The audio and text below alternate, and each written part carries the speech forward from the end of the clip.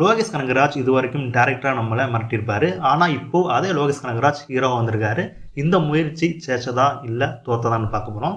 நேற்று வெளியாகிருக்கிற டிசி திரைப்படத்தோட ரிவ்யூ தான் இந்த வீடியோவில் பார்க்க போகிறோம். ஒரு பக்கம் ஹீரோவாக லோகேஷ் கனகராஜ், இன்னொரு பக்கம் டேரக்டர் அருண் மாதேஸ்வரன். இவங்க 2 பேரோட காம்பினேஷனில் வந்திருக்கிற படம் என்பதால் அனௌன்ஸ்மெண்ட்லேருந்து இந்த படத்துக்கு மிகப்பெரிய எதிர்பார்ப்பு இருந்துச்சு. ஆனால் படம் பார்த்த பிறகு இந்த படம் பூர்த்தி செஞ்சுச்சா, சாட்டிஸ்ஃபேக்ஷன் ஆச்சான்னு தான் வீடியோ பார்க்க போகிறோம். ஸோ வாங்க ஸ்பாய்லர் இல்லாமல் முழு ரிவ்யூக்கு போகலாம். முதல் படத்தோட ஸ்டோரி மற்றும் செட்டப் தான். படம் ஆரம்பித்த கொஞ்ச நேரத்திலேயே ஒரு டார்க்கான வேர்ல்டுக்குள்ளே நம்மளை கொண்டு போயிடுது. அதிகமாக கதையை ரிவீல் பண்ணாமல் கேரக்டர்ஸ் மற்றும் அவருடைய பிரச்சனை மூலமாக ஸ்க்ரீன் பிளே நகருது.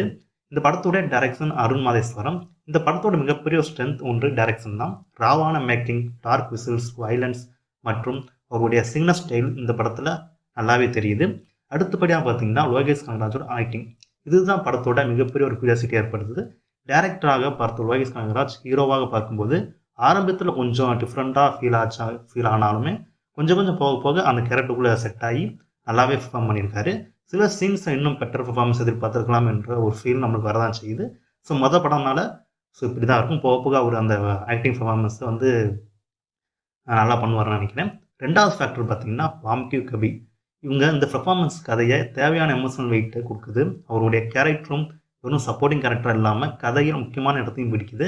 ஸோ நல்லாவே பெர்ஃபார்ம் பண்ணியிருக்காங்க. இந்த படத்தில் அவங்களும் ஒரு மிகப்பெரிய ஒரு ஃபேக்டராக மாறி இருக்காங்க. மூணாவது பார்த்தீங்கன்னா அந்த படத்தில் மிகப்பெரிய பார்த்தீங்கன்னா ஆக்ஷன் மேக்கிங் தான். இந்த படம் ஃபுல்லாமே ஆக்ஷன் தான். வெட்டு தான் பைக் இருக்கும். ஆக்ஷன் சீன்ஸ் தான் தேட்டர் எக்ஸ்பீரியன்ஸுக்கு மிகப்பெரிய ஒரு பெஸ்ட்டாகவே இருந்துச்சு. அதிகமான கமர்ஷியல் ஸ்டைல் இல்லாமல் ராவான ஒரு சீன் தான் படம் ஃபுல்லாமே வந்துக்கிட்டே இருக்கும். இப்படி தான் படம் லாஸ்ட் வரையுமே வெட்டு தான் போய்கிட்டே இருக்கும் அந்த படம் ஃபுல்லாமே. அதனால் குழந்தைகள் இதை பார்க்கறது ரொம்ப நல்லது. ஸோ அடுத்து பார்த்தீங்கன்னா இந்த படத்தோட மிகப்பெரிய ஒரு ஜாம் பார்த்தீங்கன்னா அனிருத் தான். பிஜிஎம் சில முக்கியமான சீன்ஸ் நல்லாவே இம்பாக்ட் கொடுத்துருக்கு. பர்டிகுலர் ஆக்ஷன் பர்சன் எல்லாமே மியூசிக் மற்றும் விசுவல்ஸ் நல்லாவே ஒர்க் அவுட் ஆகிருக்கு.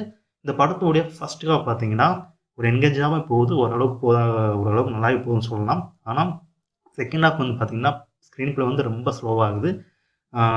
ரொம்ப போர் அடிக்கிற மாதிரி தான் இருக்குது. சில எமோஷனல் பர்சன் இன்னும் கொஞ்சம் ஸ்ட்ராங்காக பண்ணிக்கலாமோன்னு ஒரு ஃபீல் வரதான் செய்யுது. ஆனால் கிளைமேக்ஸ் பக்கம் மீண்டும் ஒரு இன்டென்சிட்டி இருக்கான்னு கேட்டால் அதுவும் இல்லை. அதுவும் ஒரு நார்மலான ஒரு இது மாதிரி தான் போகுது. ஸோ ஓவராலாக இந்த படம் எப்படி இருக்குன்னு பார்த்தீங்கன்னா டிசி பெர்ஃபெக்ட் மூவி என்று சொல்ல முடியாது. ஆனால் வழக்கமான கமர்ஷியல் சினிமாவை விட கொஞ்சம் டிஃப்ரெண்டான போகணும் முயற்சி பண்ணியிருக்காங்க. ஆனால் வழக்கம் போல கமர்ஷியல் சினிமா மாதிரி தான் போகுது. லோகேஷ் ரசிகர் மற்றும் அருண் மாதேஸ்வரன் ஃபிலிம் மேக்கிங் பிடிக்கிற செய்கிற தேட்டரில் ஒரு முறை பார்க்கலாம். ஸோ இந்த படத்தோட ரேட்டிங் பார்த்தீங்கன்னா 5க்கு 3.5 கொடுக்கலாம். ஸோ ஒரு வரையில் சொன்னால் லோகேஷ் ஹீரோவாக எப்படி இருக்கார் என்பதை விட அருண் மாதேஸ்வரன் வேர்ல்டுக்குள்ளே லோகேஷ் எப்படி ஃபிட்டாக இருக்கா என்பது தான் இந்த படத்தோட பிக்கஸ்ட் கியூரியாசிட்டி.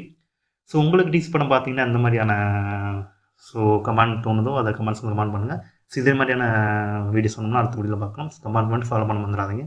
தேங்க்யூ ஃபார் வாட்சிங்.